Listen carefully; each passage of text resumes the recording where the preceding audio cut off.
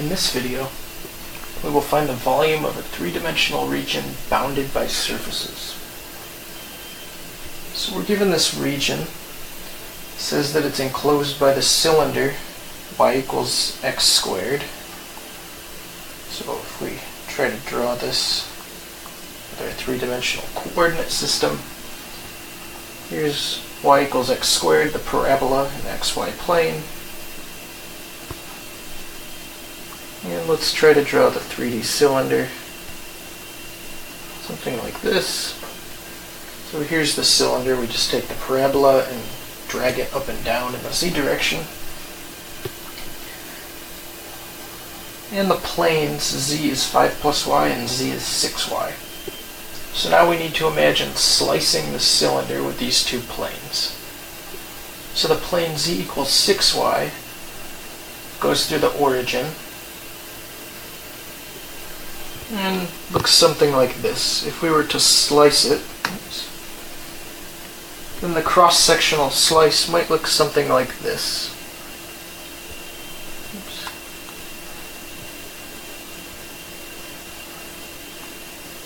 And I'll make it dotted over here to indicate that it's in the background. Okay, so there's maybe what the cross-section looks like with the plane z equals 6y. And now let's look at the cross-section with the plane z equals 5 plus y. So this plane will be higher up and not as steeply slanted. So it maybe looks something like this.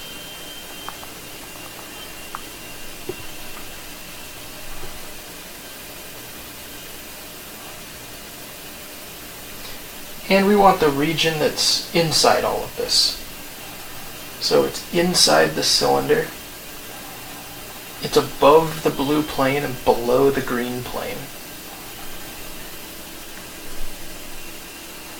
So if I were to try to shade it in, it's this region here. So if I were to try to draw it one more time without all the clutter, it maybe looks something like this. Some wedge-shaped thing like this.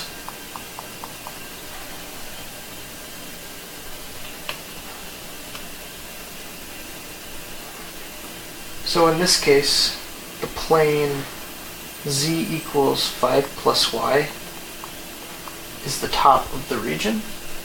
The plane z equals 6y is the bottom, and the cylinder forms the sides. So since we're computing the volume between these surfaces, in general, the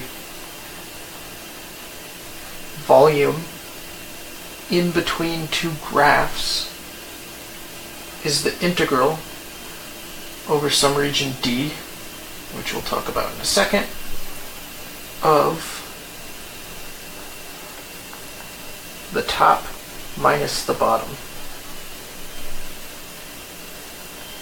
So again, if the boundaries of our region, if the top and bottom are given by graphs of functions, as they are here, then the volume is given by integrating the difference, the top minus the bottom. So what we still have to do is talk about what is the region D. And well, the region D is going to be the shadow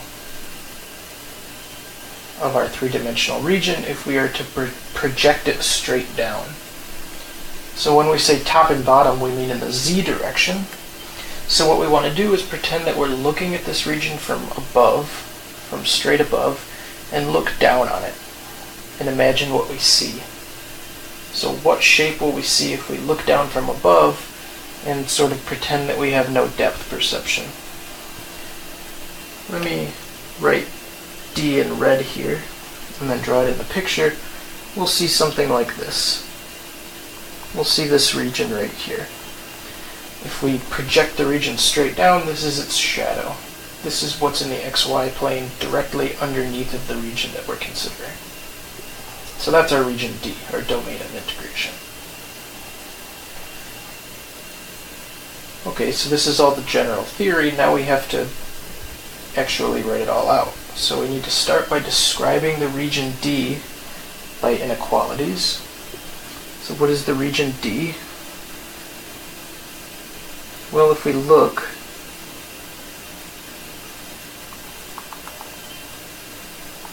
in the x direction, it's between here and here. Well, how do we figure out what those are? We'll look at the two equations that we were given at the beginning and find where they intersect. We can see from these two equations that the top and bottom intersect when y equals 1. Just by setting them equal to each other, since they're both solved for z, you get 6y equals 5 plus y. It's not too hard to solve that for y and get y equals 1. But in the equation y equals x squared, if y equals 1, then that tells us that right here these are x equals 1 and negative 1. So this region in red is in between x equals negative 1 and x equals 1. Okay, how about in the y direction? If you look at it from above, the top of that region is clearly y equals 1, and it's flat, and the bottom is the parabola, y equals x squared.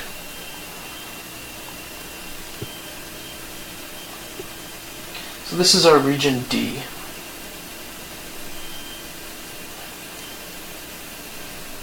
As we discussed in another video, since it's described in this way, with the x bounds being constants and the y bounds not being constants, they're functions of x, we have to integrate y first and then x. So, x comes last, y comes first, and we're integrating top minus bottom. So 5 plus y minus 6y. And again, y first, x second. Okay, so simplifying the integrand, this is 5 minus 5y, and we can factor the 5 out.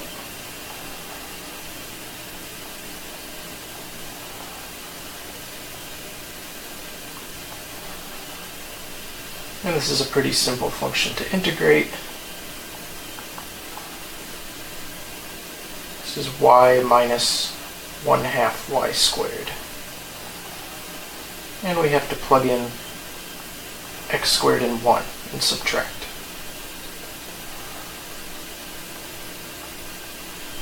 And if we do, for the first term, the y, we just get 1 minus x squared.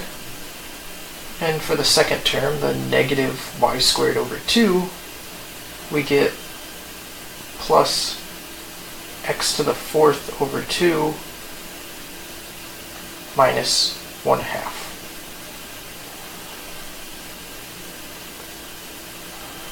And if we rearrange and add some things together, this is 1/2 x to the 4th minus x squared plus 1/2.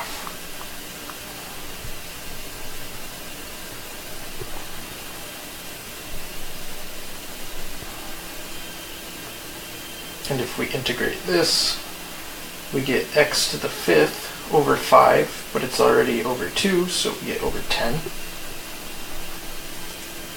minus x cubed over 3, plus x over 2. From negative 1 to 1.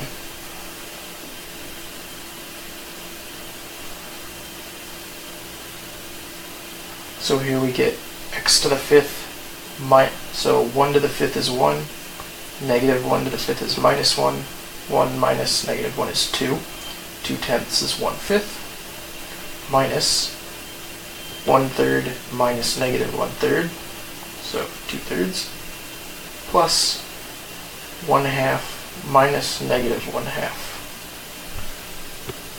So 1.